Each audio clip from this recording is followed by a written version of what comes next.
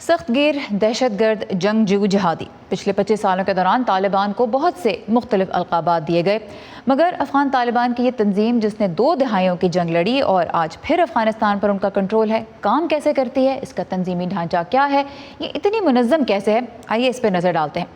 سب سے پہلے تو ہم یہ جانتے ہیں کہ 1996 میں دارالحکومت کابل پر قبضے کے بعد ملا عمر طالبان کے سربراہ کے طور پہ سامنے آئے اور اپنی خود ساختہ ریاست امارت اسلامی افغانستان کے امیر المومنین قرار دیے گئے۔ ان کی شخصیت تنظیم کے لیے طلسماتی قرار دی جاتی تھی، لیکن ان کی تصاویر یا ان کے بارے میں بہت کم ہی معلومات دستیاب ہیں۔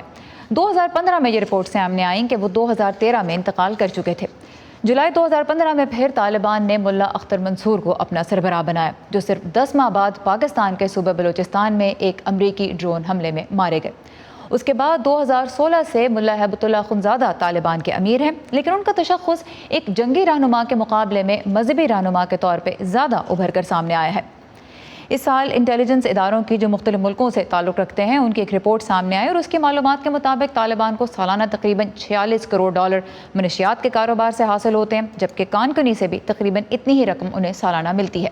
اس برس جون میں جاری ہونے والی دیگر ممالک کی فراہم کردہ انٹیلیجنس اطلاعات پہ مبنی اقوام متحدہ کی رپورٹ کے مطابق ڈرگ ٹریڈ کے علاوہ بھتہ اور اغوا برائے تاوان جیسی مجرمانہ سرگرمیاں ان کی فنڈنگ کے بڑے ذرائع ہیں۔ لیکن طالبان کا تنظیمی ڈھانچہ کیا ہے، اس بارے میں مزید معلومات لے کے آئے ہیں وقار محمد خان۔ وقار، سب سے پہلے تو یہ بتائیں کہ جو طالبان کے امیر ہیں، جو ٹاپ لیڈرشپ ہے اور جو زمین پہ کابل کی سڑکوں پہ، افغانستان کی سڑکوں پہ کھڑا جنگجو ہمیں نظر آتا ہے، ان کے درمیان قیادت کی کتنی سطحیں ہیں، کتنے لیئرز ہیں؟ اچھا، بنیادی طور پر چھوٹی سی چیز میں بتا دوں کہ جس طرح افغان معاشرہ کے بارے میں کہا جاتا ہے کہ وہ تبدیل ہوا، اسی طرح 20 سال کی جنگ کے دوران طالبان نے بھی اپنے آپ کو کافی منظم کیا ہے۔ تو انہوں نے مختلف سطح پہ مختلف لیئرز ایسی بنائی ہیں جس سے وہ اس پورے نظام کو، جو طالبان جس صوبوں میں وقتاً فوقتاً جتنے علاقوں کو وہ کنٹرول کرتے تھے، تو اس پہ وہ اپنی حکومت یا اپنی عملداری برقرار رکھ سکے۔ سب سے پہلے تو ملا ہیبت اللہ ان کے سپریم لیڈر ہیں، پھر اس کے بعد ایک شورا ہے اس کی، جس میں مختلف وقتوں میں مختلف تعداد بتائی جاتی رہی ہے کہ اتنے لوگ اس شورا میں شامل رہے ہیں۔ اس وقت کہا جاتا ہے کہ اس شورا میں شاید 21 سے 30 کے درمیان لوگ موجود ہیں۔ پھر اس کے بعد اسی طرح ملا ہیبت اللہ کے ماتحت 3 نائب امراء ہیں، جس میں سے ایک وہ سیاسی امور دیکھتا ہے، ایک جنگی امور دیکھتے ہیں اور ایک وہ رابطہ کاری دیکھتے ہیں۔ پھر اس شورا کے ماتحت مختلف کمیشنز ہیں۔ کمیشن کے ماتحت یا تو وزیر ہوتا ہے ان کا، یا اگر کوئی ان کا ڈپارٹمنٹ ہے تو اس کا سربراہ ہوتا ہے۔ پھر اس کے ماتحت ان کے گورنرز ہیں اور اس کے نیچے پھر ضلعی نظام ہے۔ ٹھیک ہے، تو کافی لیئرز ہیں۔ تو کمیشنز کا آپ نے ذکر کیا، وہ تھوڑا سا بتائیے، کیونکہ کچھ تو بڑے بڑے کمیشنز ہم جانتے ہیں جن کا آپ نے بھی ذکر کیا کہ عسکری کمیشن ہے، اس کے علاوہ رابطہ کاری کا ہے، لیکن طالبان بہت گراس روٹ لیول تک جاتے ہیں، تو کون کون سے کمیشن ہیں ان کے جو اہم ہیں؟ اچھا دیکھیں، اس وقت جو ہمیں تو سب سے زیادہ اس وقت میڈیا پہ نظر آنے والے افراد ہیں جو طالبان کے نظر آتے ہیں، وہ بنیادی طور پہ جو ان کا کلچرل کمیشن ہے اس کے لوگ ہیں۔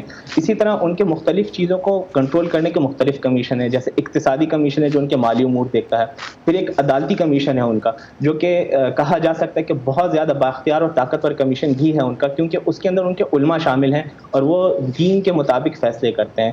اسی طرح ان کا کمیشن وہ صحت کے امور یا میڈیکل سے ریلیٹڈ ہے، ایجوکیشن سے ریلیٹڈ ہے۔ اسی طرح جو لوگوں کی تربیت ہے اس کا ایک ہے، جیل خانہ جات ہیں جو ان کے علاقوں میں جو موجود تھے اس کا ایک کمیشن ہے ان کا۔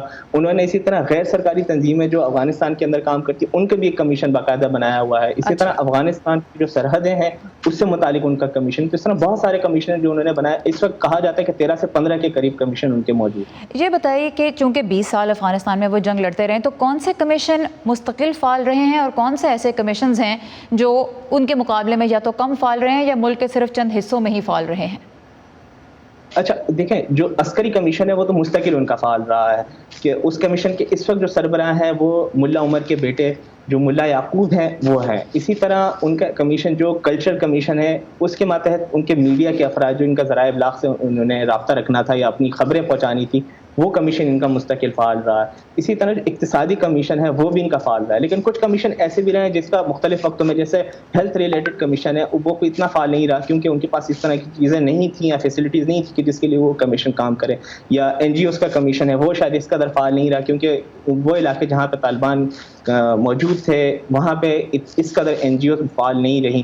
تو اس طرح کے کچھ کمیشن یا سرحدی امور کا کمیشن ہے، اس کے بارے میں کہا جا سکتا ہے کہ کچھ کمیشن ایسے ہیں جو بہت زیادہ فعال نہیں رہے، وہ شاید آنے والے وقتوں میں وہ اسے فعال کرنے کی کوشش کریں. ٹھیک. اور دلچسپ بات یہ بھی ہے کہ اگرچہ ملا ہیبت اللہ اخندزادہ تنظیم کے امیر ہیں، لیکن ہم نے دیکھا ہے کہ پچھلے 1.5 سال کے دوران شیر عباس تانکزئی اور ملا عبدالغنی برادر نہ صرف میڈیا میں بھی بہت سامنے رہے، بلکہ جو مذاکراتی عمل امریکہ کے ساتھ بھی اور جو بین الاقوامی مذاکرات بھی ہوتے رہے ہیں ان میں وہی فرنٹ اینڈ سینٹر تھے، وہی سب سے سامنے تھے. وقار کی یہ جو رپورٹ ہے یہ ہمارے ناظرین پڑھ سکتے ہیں ہماری ویب سائٹ urduvoa.com پر. اس کے علاوہ ہمارے سوشل میڈیا پیجز پہ بھی یہ پوسٹڈ ہے. وقار محمد خان، بہت شکریہ آپ کی اس تفصیلی رپورٹنگ کا.